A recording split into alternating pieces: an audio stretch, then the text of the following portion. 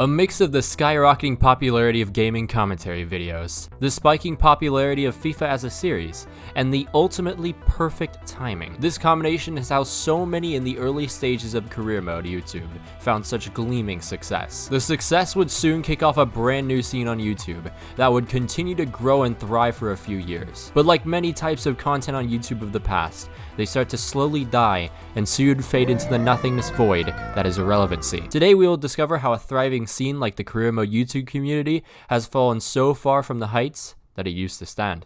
Long live the king.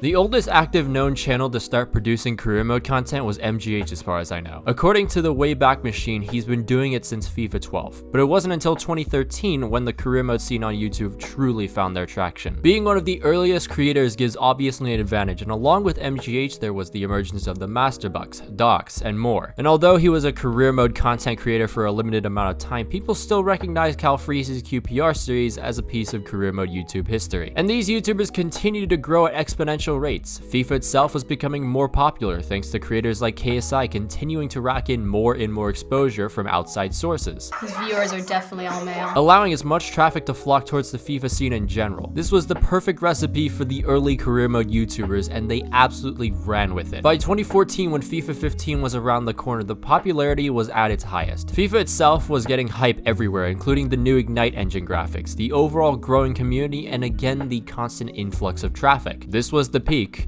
of the FIFA career mode scene on YouTube.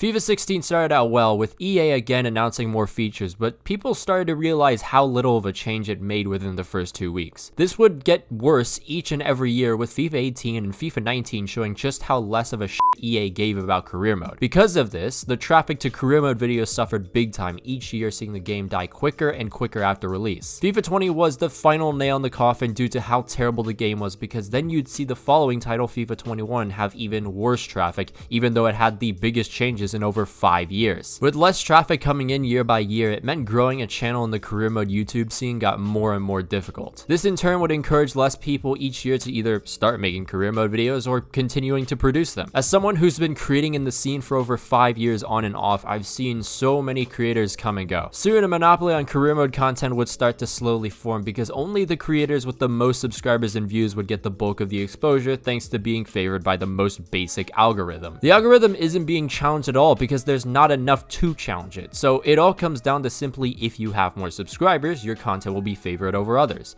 Engagement doesn't mean anything, because just look at this. So no matter how average the content is, the biggest creators still grow more than those trying new things. Another issue with the monopoly on career mode content is that those bigger channels are getting way too complacent. I have seen little to no significant change in any of their content, and why should they? They're the ones getting the most views in the community, and they're also getting all the sponsorship deals. Some of them will bend over for EA and give this plastic perspective of the new and upcoming FIFA being fun and enjoyable. That way they continue to get the game earlier and swipe away all the traffic, because they know themselves that's how they'll survive the year. And yes, you have to also look at it in the eyes of those at the top too. I understand to an extent that some may not exactly love creating FIFA content with the game constantly downgrading. And when you build your brand on FIFA content this far, it's quite difficult to all of a sudden change your brand and be as successful. I get that, but at least make it look like you're trying. Don't give me this shit about, oh, I post every single day, you wouldn't know anything. Well, no one also really knows your content outside this community, because it's almost like daily uploads are not exactly the most popular thing people want on YouTube anymore. Let's go all the way back before FIFA 21's release, when creators were producing videos talking about the new features. There is a video that is over 40 minutes long, and I am telling you right now, there is no need for a 40-minute long video talking about the new features. This can easily be proven by this video by GameSpot. And listen, man, if GameSpot can make a better video than you, listen, buddy, you might want to reevaluate things. And yes, you have to consider that the GameSpot video was made when the game was released, but let me remind you that I made a relatively detailed video going over all of the features in less than 5 minutes. There are no excuses. Even the most detailed don't need to be over 10 minutes long. Plus, there is an easy way of changing this video so it wasn't so long and so boring. Cut the video more. It is that simple. It may not be under 10 minutes, but it'll be much more watchable and less of a waste of time for the viewer. But let's continue with, some other creators. B. Ford Lancer, boring, and the epitome of a lot of things that Europeans hate about Americans. Oh yeah, he's kind of a massive hypocrite too. Chani. I don't particularly mind Chani because his commentary sounds unique and is genuine. Not to mention his raiding career mode save series is honestly pretty cool. I still don't think his style of content is mainly for YouTube, but I think he'd be a hit and one of the only hopes for career mode content on Twitch. Although currently, he streams on Facebook Gaming. MGH, boring. AA9 skills, hilariously bad. Mr. Bucks, I personally like to call him Mr. Cucks. I have to give him credit for the idea of create a club. To an extent. But listen, Jake, society has progressed past the need for content that relies mainly on raging. Because I promise you take out the raging, you're just like the rest of the creators. Switching it. Touch. Sweat. Behind him. We are fucking up so much simple shit. It's not only just the decline of FIFA that has seen career mode YouTube start to crumble, but if you look at YouTube as a whole, it's changed a lot. Over time, content on this platform has evolved and will continue to evolve. The entertainment people consume this year probably won't be the same in a couple years. That's where the FIFA career mode YouTube community for the most part has failed horrendously to adapt to. You can somewhat blame it on the fact that EA continues to neglect the career mode community as a whole, but that can't be the excuse all the time. You have to put some of the responsibility on the career mode YouTubers at the top who continue to post uninspiring and dull content that only particularly does well because of the clickbait titles and thumbnails. FIFA may be dying, but the content creators themselves are currently accelerating that. When I see an episode 1 of a brand new career mode series, I want to be entertained by something interesting, not watch someone mundanely talk over the in-game menu throughout 3/4, if not the whole video. Episode 1s need a good first impression. That's how you're gonna keep people engaged. But it seems like more than half of the big creators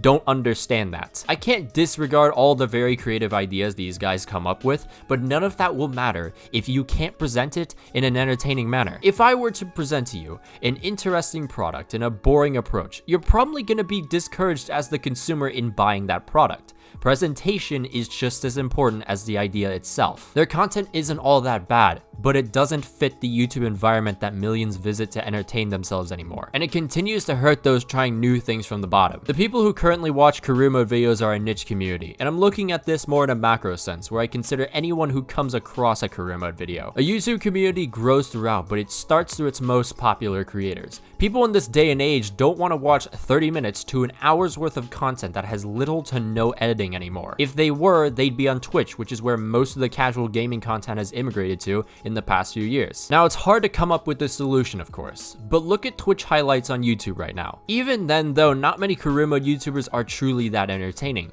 but that's how adapting works. You have to find a way, and if you can't, sorry about it. Can I tell you this phenomenon that happens, and this happens to all, this is not exclusive to me, it happens to all content creators. Here's what happens. Content creator does thing. People like thing they do. They keep doing thing. Thing gets kind of old. Thing doesn't do as well. And if you want, I can pull up 20 different YouTubers with over 1 million subscribers that get about 20K views a video because they never adapted. You are trying to recapture.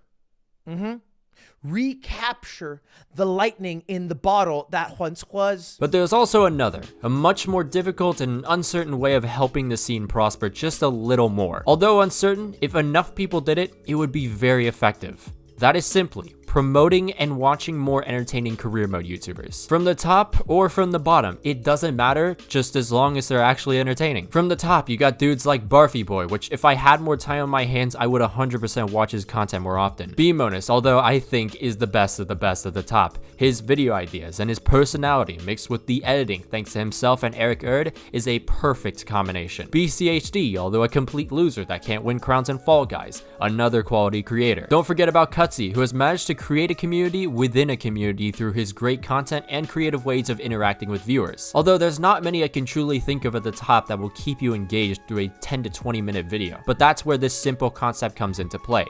Go to filter, click today under upload date, and start scrolling. You'll discover some pretty mundane stuff, but there will be some gems. If I were to give you some suggestions of YouTubers to watch that deserve way more, Straught, His style is like no other in the scene at the moment, and it's genuinely funny. Take this from someone who doesn't laugh at any of the career mode content unless it's just hilariously bad. Respect the Jeff, his gameplay and commentary are honestly both mesmerizing to me. There's Fletcher Jet, ASEF, and plenty more if you really take the effort to dig through the search results. To conclude, there needs to be effort from both the creators and the community in order to revive the scene. Even then, nothing can confirm that the scene will truly prosper, if at all. It may be too late for the career mode scene, but you never know. Although not as many people play FIFA, they can still watch someone else's FIFA content for entertainment. Viewers watch for the creator, not the game.